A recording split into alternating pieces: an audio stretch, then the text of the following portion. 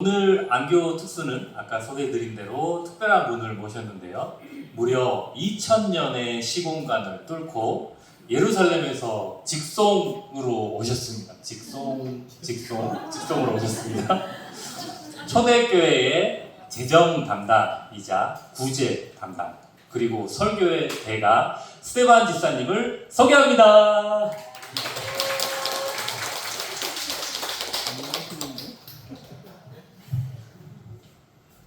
아직 직송이 덜 끝났다고 봅니다.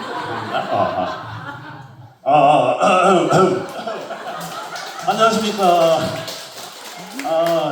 여기가 예루살렘 성전 아닌 것 같고, 여기 어딘가요? 제가 양해 말씀 하나 하겠습니다. 이곳에 오다 보니까 햇빛이 너무 뜨겁고 더워서 구미역 앞에서 선글라스와 모자를 사서 이렇게 실내를 무릅쓰고 끼고 왔습니다. 용서해 주시기 바랍니다.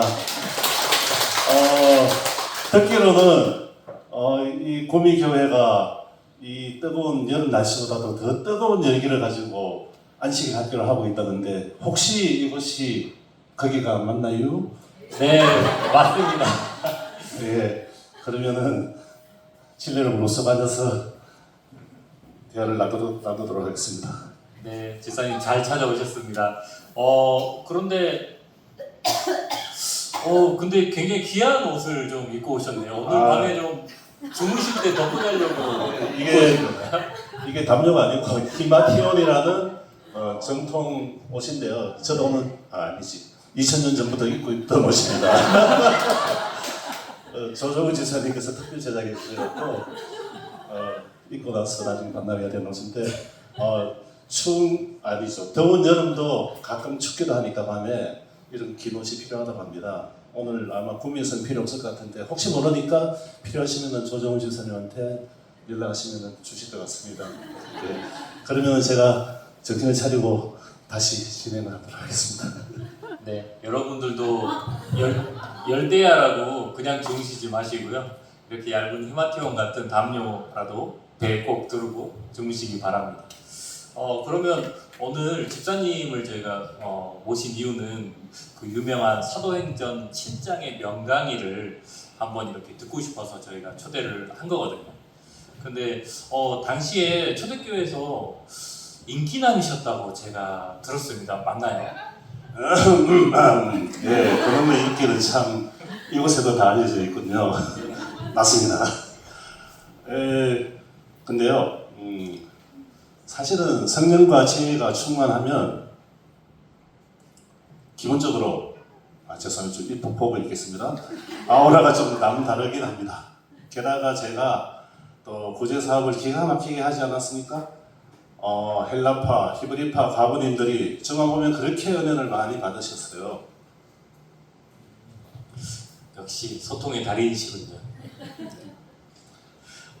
근데 오늘 하실 설교는 사실 엄청 강렬한 설교잖아요. 그 당시에 유대인들의 양심을 쿡 찌르고 뼈를 때리게 하는 그런 명설교였는데, 어떻게 저희도 오늘 좀 뼈 맞을 준비하고 있어야 됩니까?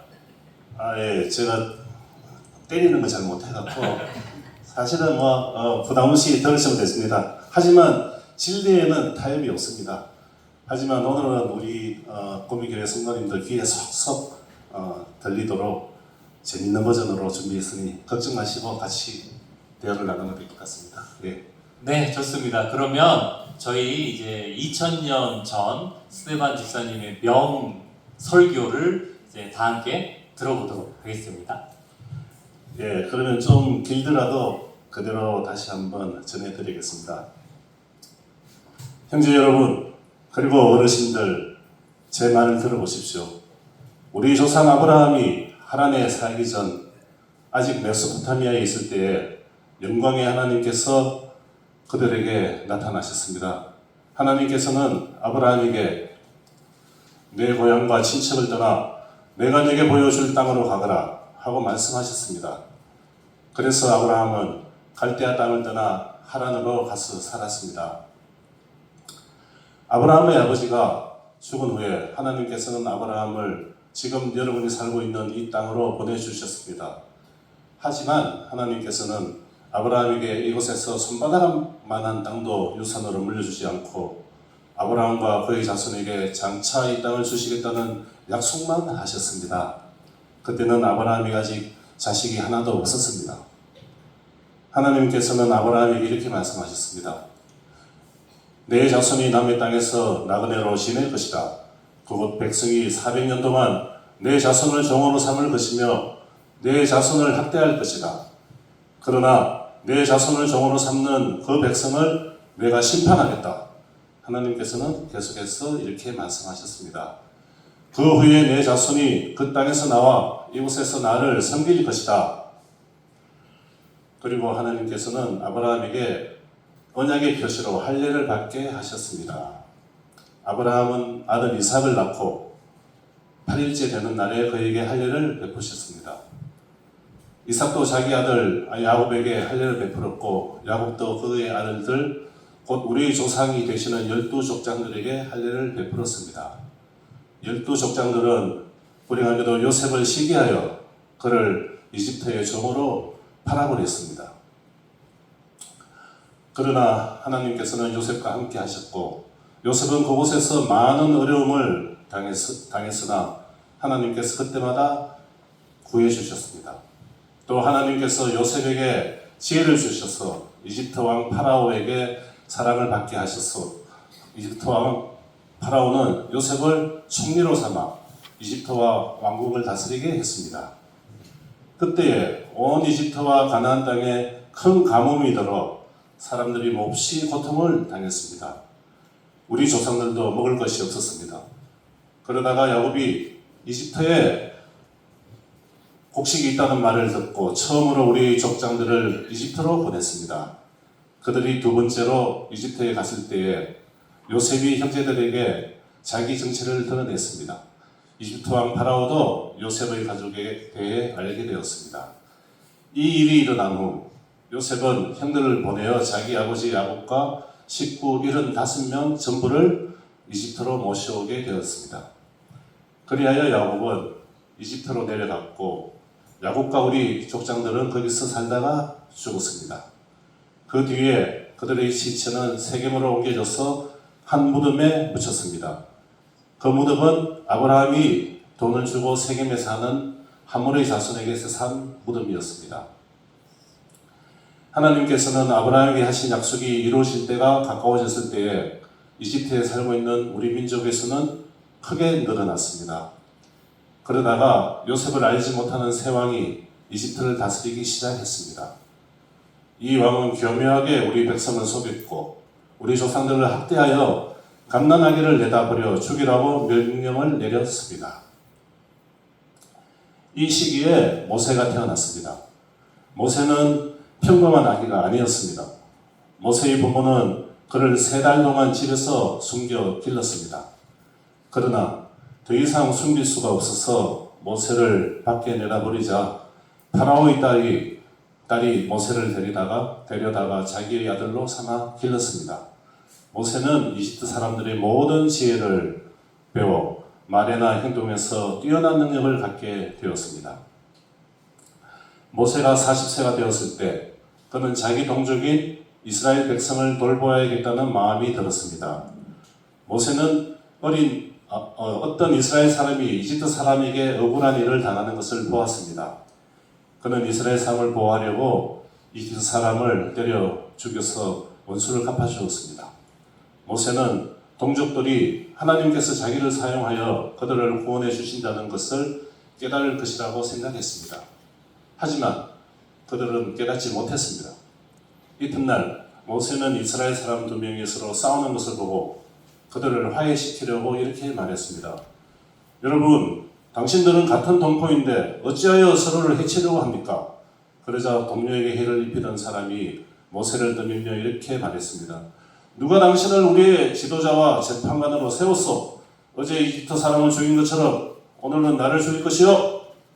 모세는 이 말을 듣고 겁이 나서 이집트를 떠나 미디안 땅으로 도망을 쳤습니다. 모세는 그곳에서 나그네로 살면서 아들을 둘 낳았습니다. 40년이 지난 뒤에 시내산 근처에 있는 광야에서 한 천사가 가시나무 떨기 불꽃 가운데 모세에게 나타났습니다.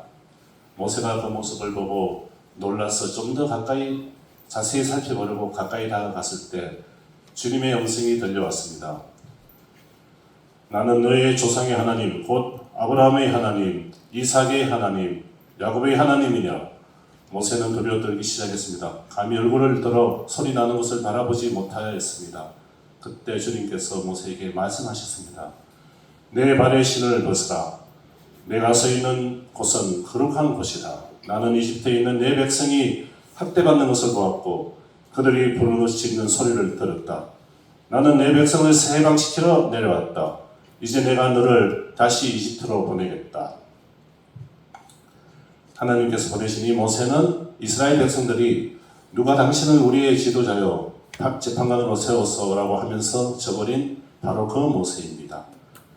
하나님께서는 떨기나무 가운데 그에게 나타난 천사를 통하여 이 모세를 지도자와 해방자로 삼으시고 그들에게 보내셨습니다. 그래서 모세는 백성들을 이집트에서 인도하여 내었습니다. 모세는 이집트에서 홍해에서 그리고 40년 동안 광야에서 많은 기적과 표적을 행하였습니다. 바로 그 모세가 이스라엘 백성에게 하나님께서 너희 가운데서 나와 같은 예언자를 세워주실 것이다 라고 말한 그 사람입니다.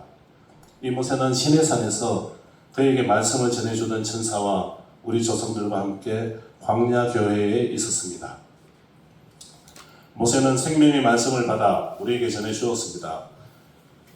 그러나 우리 조상들은 모세에게 순종하기를 거부하고 모세를 저버렸습니다. 그들은 마음속으로 이집트로 돌아가려 하였습니다. 그들은 아론에게 우리를 이집트에서 인도해낸 모세에게 무슨 일이 생겼는지 모르겠소. 우리를 다시 인도할 신을 만들어 주시오 라고 말했습니다. 그들이 송아지처럼 생긴 우상을 만든 것이 바로 그때였습니다.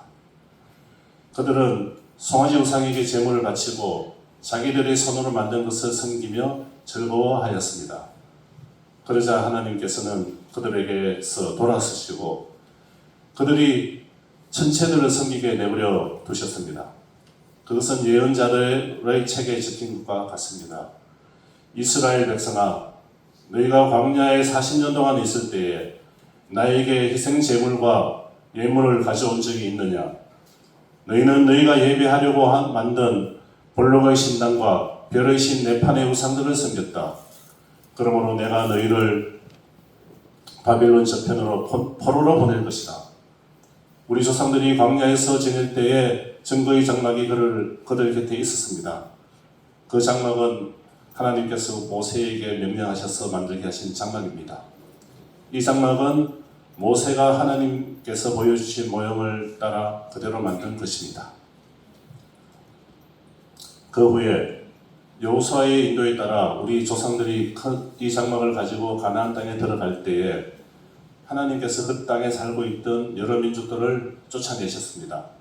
이 장막은 다윗 시대까지 이 땅에 있었습니다. 다윗은 하나님 앞에서 은혜를 받은 사람이었습니다. 다윗은 야곱의 집을 위해 하나님의 처소를 짓게 해달라고 간구하였습니다.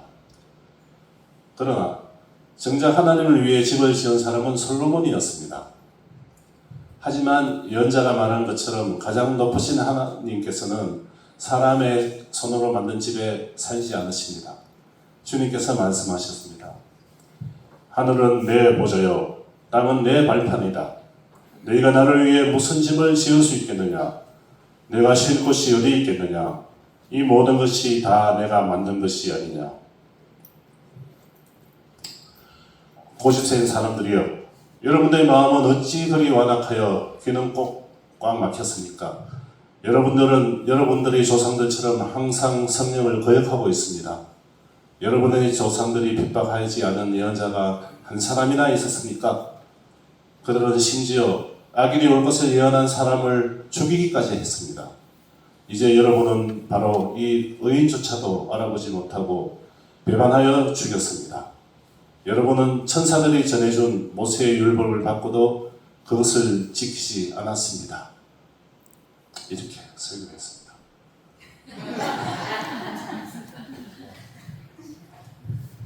구약부터 신약에 이르기까지 그 역사를 관통하는 그런 파노라마가 제 머릿속에 그려지는 것 같습니다. 그래서 그때 당시에 사람들의 반응은 어땠었나요? 예, 상당히 많이 충격을 받고 처음에는 깨우침을 받는 것처럼 보였습니다. 근데 동시에 또 매우 화가 나서 이를 갈 정도로 저에게 분노를 표출하였습니다. 양심이 찔려서 그런 것 같습니다. 예, 제가 하늘이 열리고 예수님께서 하나님 우편에 앉아 계신 것이 보인다고 말하자 그 사람들은 귀를 막고 소리를 지르며 저를 돌로 쳤습니다. 저는 예수님 제 영혼을 받아주시옵소서 라고 기도했고 무릎을 꿇고 마지막으로 주여 이 죄를 저들에게 돌리지 마옵소서 라고 말했던 기억이 납니다. 집사님 마지막 모습은 십자가에 돌아가신 예수님을 떠올리게 하는 것 같습니다. 스데반 집사님은 예수님을 향한 굳센 믿음과 담대한 증언, 순교를 통해서 용서하는 사랑을 보여주신 것 같습니다. 집사님의 순교는 복음이 유대인을 넘어 땅끝까지 열방으로 퍼져나가는 중요한 계기가 된 것 같습니다. 사실 아무나 집사님처럼 될 수는 없죠. 그렇게 어려운 일을 정말 훌륭한 믿음으로 저희에게 본을 보여주셔서 감사합니다. 예, 누구나 순교를 할 수는 없겠지요. 하지만 성령이 충만하시면 그리고 성령님께서 역사하시면 주님께서 늘 우리에게 능력을 주시고 힘을 주신다는 것을 믿으시기 바랍니다. 저는 이만 길을 떠나야 하니까 다시 복장을 갖추고 2000년을 거슬러 먼 길 가셔야 되는데 물러나겠습니다. 평안하십시오. 안녕히 가십시오. 감사합니다.